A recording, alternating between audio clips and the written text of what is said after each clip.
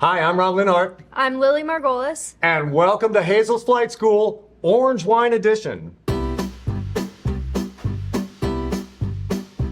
So Lily, per your request, we're going to take a little bit of a dive into orange wines. Tell me a little bit about what you do know about orange wines. My basic knowledge is that it's orange. It looks pretty cool in the bottle, but I'm excited to learn more today. Awesome. All right. So orange wines, for the record, not made with oranges typically. Now, it's possible you could make a wine from oranges, and I'm sure somebody probably has. But in this case, it's really a reference to the color, and that color comes from the skin contact. So here what we're getting is a white wine that's made essentially the same way we'd make a red wine. So we'll press the juice or get the juice off, and then we'll leave the skins in contact, and that will pull out color if there is any to be had in the wines. Now we're also going to talk a little bit about what that really means, because not all these wines you'll see are orange. So really orange wine is a sort of a subcategory of what we would refer to as skin contact wines, and we're going to explore that a little bit today. But for sure, orange wines have the longest history, and they have a very long history here that goes back thousands of years. They can come with different names, but they've actually been around for a while. Just as a wine category, especially in this country, does feel fairly new, right? I mean, 2 years ago we had one, maybe two. Now I've probably got 30 on the shelf, maybe more. So it's a really exploding category. So let's get right into it. Let's taste. Okay. All right. So the first wine we're tasting is from Division Wine Company, and they're simply calling this L'Orange or L'Orange. First impressions? Well, L'Orange seems to be aptly named. Definitely a lot of orange peel, orange pith on the nose and on the palate. A good balance of bitterness and fruit, some acidity on there as well. It's well polished, it's right to the point. It's what I would expect from a wine named L'Orange, and also in the orange wine category. Absolutely, and I couldn't agree more. That citrus, that orangey element is right up front. And that's something of a coincidence, to be honest, but I definitely get that. I've also noticed this is unfined, unfiltered. We've got plenty of sediment, a little bit of cloudiness floating around in there. So I'm also getting a little bit of the taste of that yeast, that sort of leesy thing. That's not strictly a rule for these wines, but as a category, we're gonna see that a lot, actually. Delightful, and I think it's definitely got a bit of a fuller body than a lot of these, lot of white wines would, I suppose. Good texture, yeah. Almost a little grippy too. An orange wine being a skin contact wine, a subcategory of skin contact wine, I know that Rosado and Rosé also fall into the skin contact category. So what's the difference between an orange wine, a Rosado, and a Rosé?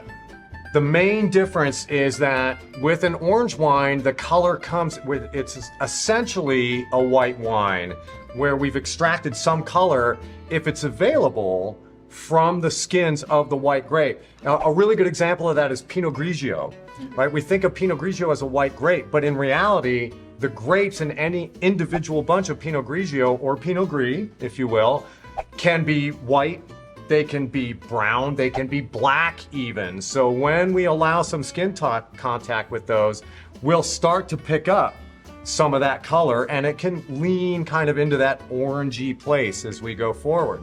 But again, we're gonna see that not all of these grapes produce enough color to necessarily get that orangey color, and the next one we try is gonna kind of take us more in that direction. We'll see that right away. A rosé, on the other hand, is almost always going to be made from red grapes or have some juice from red grapes in it, and that's where the color comes in a rosé. So let's move on to round two, and you'll see right away that this is a skin contact wine, but not nearly as much color, and certainly not that orangey color. So here, either they haven't spent as much time in contact with the skins, the wine hasn't, in order to get that color, or the skins themselves just don't bring that much color.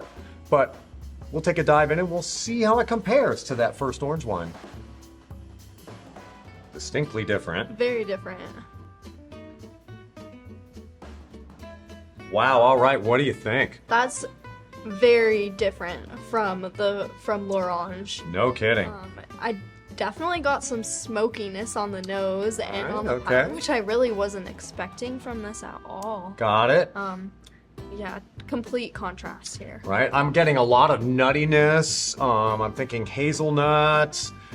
There's a lot of non-fruit elements here, and the fruit that is in here feels kind of dried, almost like dried pineapple, almost quince, those sorts of fruits going on.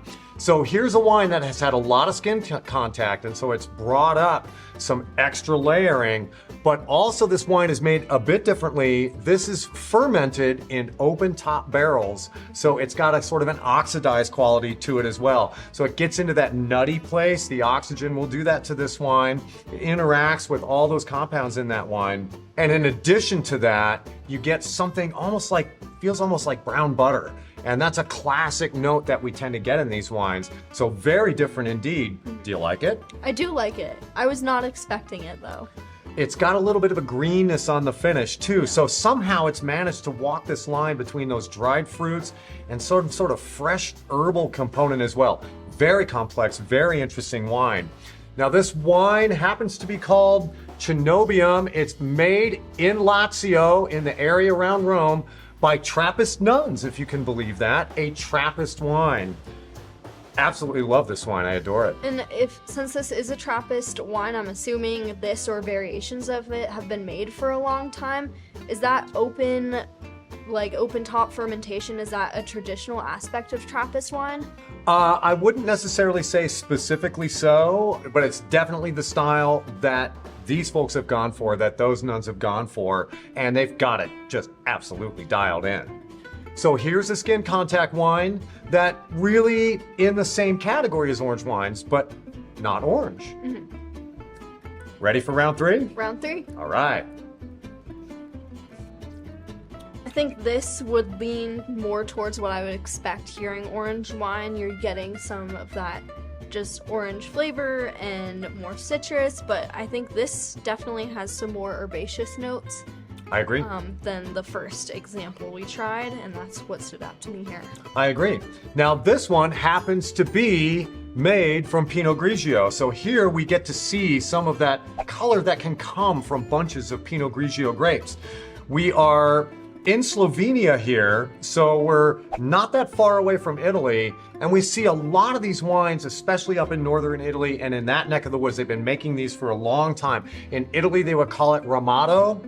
I don't know what they call it actually in Slovenia, for the record, but this really illustrates how you can get a little more layering, a little more depth. I agree with you. I really like that herbal component, that herbaceous component.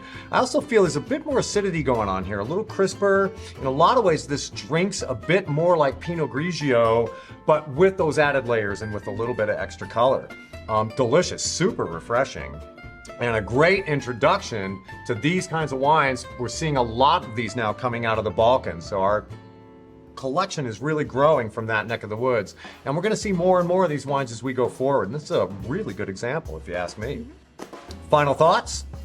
I'm excited to keep trying more orange wines. All right, we got plenty to choose from, and in fact, we may end up doing another segment when we get down the road.